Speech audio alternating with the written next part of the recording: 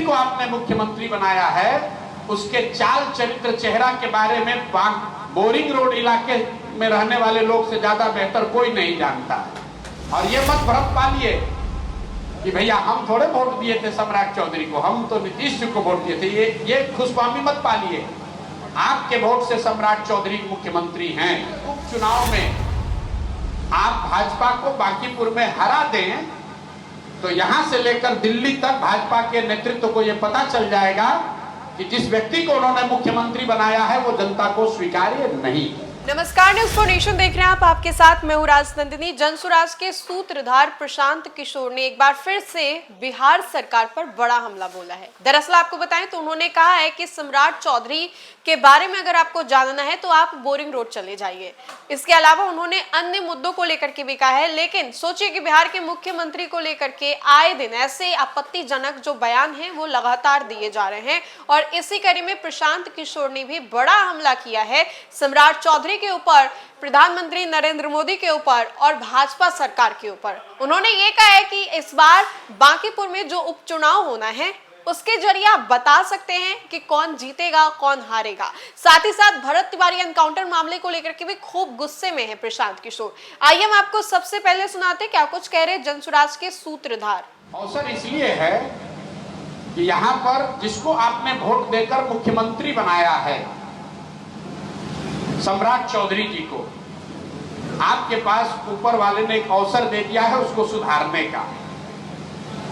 क्योंकि जिस व्यक्ति को आपने मुख्यमंत्री बनाया है उसके चाल चरित्र चेहरा के बारे में बोरिंग रोड इलाके में रहने वाले लोग से ज्यादा बेहतर कोई नहीं जानता है। यहां तो आप लोग खूब उसको जानते हैं। बिहार के लोगों को तो हमने बाद में बताया।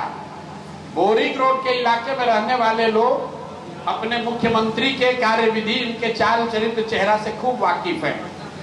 और ये मत भ्रम पालिए कि भैया हम थोड़े वोट दिए थे सम्राट चौधरी को, हम तो नीतीश जी को वोट दिए थे। ये खुशफहमी मत पालिए। आपके वोट से सम्राट चौधरी मुख्यमंत्री हैं।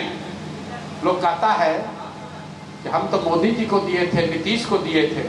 तो मोदी जी आपको फोन करके पूछने आएंगे कि किसको बनाना है? जिसको मन हुआ बना दिया। अब लोग कह रहे हैं क्या करें, बड़ा गलत आदमी बन गया है। तो मेरे भाई, ना मोदी ने आपसे पहले पूछा ना मोदी आपसे आगे पूछेंगे। लेकिन बांकीपुर का उपचुनाव आपके पास एक बहुत बड़ा अवसर है। आपके पास एक हॉटलाइन है जो आपकी बात मोदी जी तक तुरंत पहुंच सकती है। अगर उपचुनाव में आप भाजपा को बांकीपुर में हरा दें तो यहां से लेकर दिल्ली तक भाजपा के नेतृत्व को यह पता चल जाएगा कि जिस व्यक्ति को उन्होंने मुख्यमंत्री बनाया है वो जनता को स्वीकार्य नहीं। आपको बस इतना ही करना। और अगर आपने ये नहीं किया तो फिर नीट के किसी छात्रा के साथ रेप हुआ है, मर्डर हुआ है, उस पर टीका टिप्पणी मत कीजिए।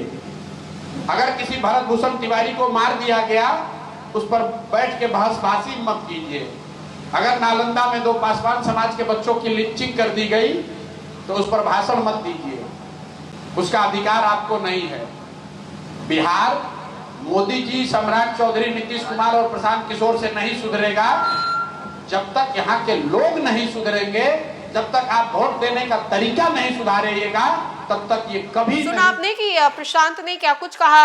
अब भरत तिवारी एनकाउंटर मामले को लेकर के बीते दिनों जब पंचायत बैठी थी वहां पर और महासम्मेलन हुआ था, उस दौरान प्रशांत भी वहां पर गए थे और उनके द्वारा कहा गया था कि इस परिवार का जो पूरा जिम्मा है मैं उठाऊंगा और इसके अलावा भी उनके द्वारा अन्य बयान जो है दिए गए थे। लेकिन ऐसे में प्रशांत किशोर ने क्या कुछ कहा है भरत तिवारी एनकाउंटर मामले को लेकर के या फिर अन्य आपराधिक घटनाओं को लेकर के जो बिहार में घटित हो रही है, उन सभी चीजों को लेकर के, साथ ही साथ जिस तरीके से सम्राट चौधरी मुख्यमंत्री बने, अब ये कार्यकाल उनसे संभाला नहीं जा रहा है, ऐसा आरोप भी प्रशांत ने लगाया है।